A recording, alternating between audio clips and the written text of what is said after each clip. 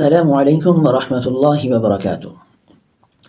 آج ہمارے درس قرآن سیریز کا یہ 7واں پارہ ہے اور 7ویں ویڈیوز ہے۔ اگر آپ قرآن کریم کو آسان زبان میں اور سمجھنا چاہتے ہیں اور تراویح میں جو پارہ پڑھا جاتا ہے اس کے خلاصے کو سمجھنا چاہتے ہیں تو ہماری یہ ساری سیریز آپ لازمی دیکھیے گا۔ درس قرآن کی یہ 7ویں ویڈیو ہے اور پارہ نمبر 7 وَإِذَا سَمِعُوا کا بیان ہے۔ پارہ نمبر 7 میں دراصل 2 صورتیں آتی ہیں، ایک تو سورہ مائدہ کا بقیہ حصہ ہے اس میں، اور دوسرا پھر آگے سورہ انعام کا حصہ ہے۔ سورہ مائدہ کا جو بقیہ حصہ ہے اس میں 3 باتیں اللہ رب العزت نے بیان فرمائی ہیں۔ ایک بات تو حبشہ کے نصارہ کی تعریف بیان کی، اور دوسری بات حلال و حرام کے چند مسائل کو بیان کیا، اور نمبر 3 پہ اللہ نے قیامت کا تذکرہ اور سیدنا عیسیٰ علی نبینا علیہ الصلاۃ والسلام کو بیان فرمایا۔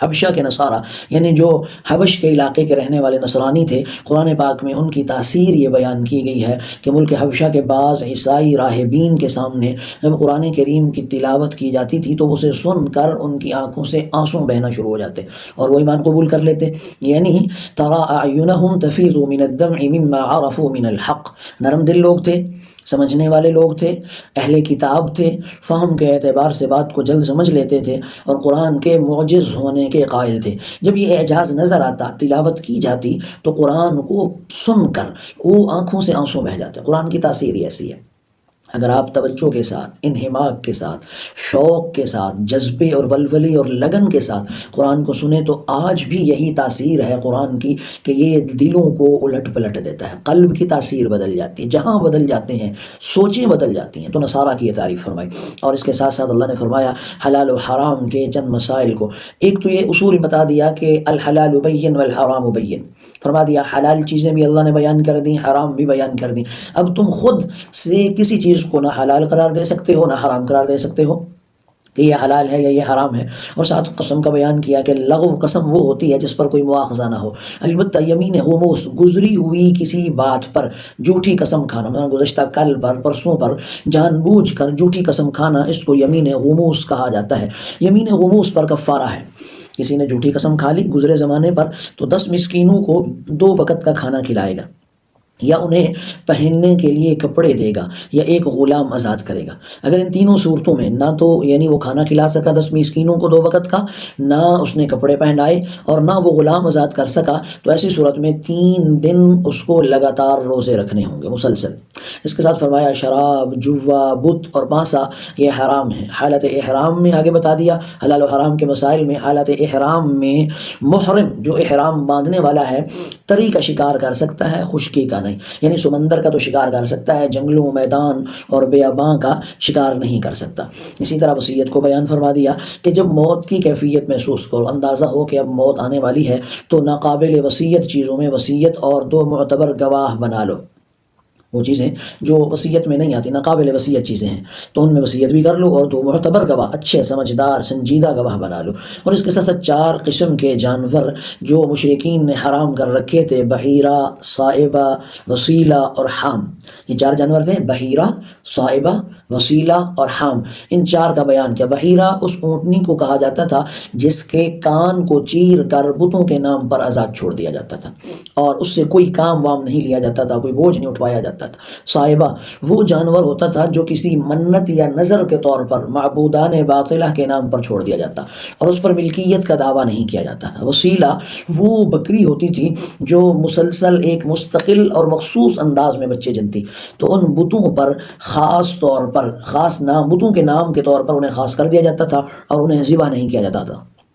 اسی طرح حام اس نر اونٹ کو کہا جاتا ہے کہ جو مخصوص تعداد میں ایک نسل پیدا کرتا تھا، مثلا 4، 5 یا 3، تو اسے مقدس سمجھ کر آزاد چھوڑ دیا جاتا تھا اور اس پر سواری یا بوجھ نہیں ڈالا جاتا تھا۔ اللہ تعالیٰ نے ان ساری چیزوں کو حرام قرار دے دیا۔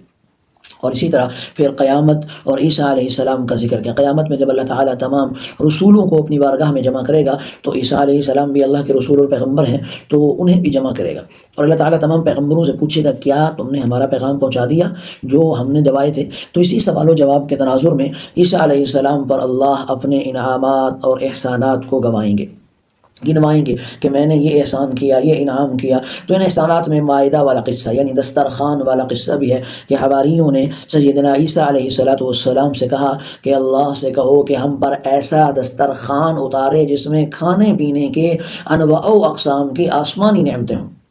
چنانچہ دسترخوان اتارا گیا، اور ان احسانات کو گنوا کر اللہ پوچھیں گے اے عیسیٰ کیا تم نے ان سے کہا تھا کہ تجھے اور تیری ماں کو یہ معبود بنا لیں، آپ کو اور آپ کی ماں کو رب بنا لیں؟ تو عیسیٰ علیہ السلام عرض کریں گے کہ اے پروردگار عالم، میں نے انہیں اس کے سوا کچھ نہیں کہا کہ جس کا آپ نے حکم دیا تھا، اور آپ نے یہ حکم دیا تھا کہ اللہ کی بندگی کرو جو میرا بھی رب ہے اور تمہارا بھی رب ہے۔ فرمایا کہ میں تو ان کو اس چیز کی تلقین کرتا رہا، اور اسی حال میں ان پر نگران رہا یہاں تک کہ آپ نے مجھے اپنے پاس بلا لیا۔ اور اے پروردگار عالم، آپ تو ہر چیز کی خبر رکھتے تھے، آپ تو ہر چیز کو جانتے تھے، اور آپ انہیں سزا دیں تو وہ آپ کے بندے ہیں، اور اگر آپ معاف کر دیں تو پھر بھی آپ زبردست حکمت والے۔ ان تعذبهم فانهم عبادك وان تغفر لهم فانك انت العزیز الحکیم۔ آپ انہیں سزا دیں تو آپ مالک ہیں، اگر آپ معاف کرنا چاہیں تو آپ رب العالمین عزت والے ہیں۔ اس کے بعد سورہ انعام سٹارٹ ہوتی ہے۔ سورہ انعام کا ابتدائی حصہ، اس میں 3 باتیں ہیں یا 3 چیزیں سمجھ لیں۔ پہلی چیز توحید ہے، نمبر 2 رسالت ہے، اور نمبر 3 قیامت ہے۔ اس صورت سے پہلے اس بات کی طرف اشارہ کیا گیا کہ اگر ہم آپ صلی اللہ علیہ وآلہ وسلم پر کوئی چیز لکھ کر بھیجیں، کوئی صحیفہ، کوئی کتاب اپنے ہاتھوں سے لکھ کر بھیجیں، تو بھی کافر یہ کہیں گے یہ صریح جادو ہے، یہ جھوٹ ہے، یہ فضول بات ہے۔ تو پھر آگے چل کر بتایا گیا فرشتے اگر ہم بھیج دیتے تو پھر بھی یہ یہی کہتے کہ یہ بھی جھوٹ ہے، ہاں جی، ان کو مہلت نہ ملتی۔ مشرکین کا ایک اعتراض یہ ہوتا تھا کہ اے نبی آپ پر وقالوا لولا نزل علیہ ملک، لولا انزل علیہ ملک، آپ پر فرشتہ کیوں نہیں آتا، کوئی فرشتہ نظر کیوں نہیں آتا؟ تو اللہ تعالیٰ فرما رہے ہیں کہ ہم اگر فرشتہ نازل کر دیتے اور یہ لوگ پھر بھی بات نہ مانتے تو حجت تمام ہو جانے کی وجہ سے یہ سزا کے مستحق ہو جاتے، تو یہ انہیں پھر سزا ملتی، انہیں پھر اللہ تعالیٰ تکلیف میں ڈالتا۔ اور اس کے ساتھ ساتھ اللہ تعالیٰ نے فرمایا کائنات میں پھیلی ہوئی بے شمار نشانیوں اور قدرت کی چیزوں پر غور کرو تو تمہیں پتہ چل جائے گا۔ اور ساتھ میں اللہ نے ابراہیم علیہ السلام، اسحاق علیہ السلام، یعقوب علیہ السلام، نوح علیہ السلام، داود علیہ السلام، سلیمان علیہ السلام، ایوب علیہ السلام، یوسف علیہ السلام، اور موسیٰ علیہ السلام، یوسف، ہارون علیہ السلام، زکریا، یحییٰ، عیسیٰ، ان سارے پیغمبروں کا اللہ نے ذکر کیا۔ پھر ساتھ میں اور بھی مثلا جیسے الیاس ہیں، اسماعیل ہیں، یسع ہیں، لوط ہیں، یونس ہیں، یہ سارے پیغمبروں کا اللہ نے تذکرہ کیا۔ اور پھر قیامت کا ذکر فرمایا کہ قیامت کے روز اللہ ساری خلقت کو جمع کرے گا، سارے انسانوں کو اللہ جمع کرے گا۔ روز قیامت کسی انسان سے اس کا عذاب اگر ٹل جائے تو یہ اللہ کے کرم نوازی اور مہربانی ہوگی۔ روز قیامت مشرکین سے ایک مطالبہ بھی کیا جائے گا، کہاں ہیں تمہارے شرکاء، این شرکائی، تمہارے شریک کہاں ہیں، تمہارے مددگار کہاں ہیں؟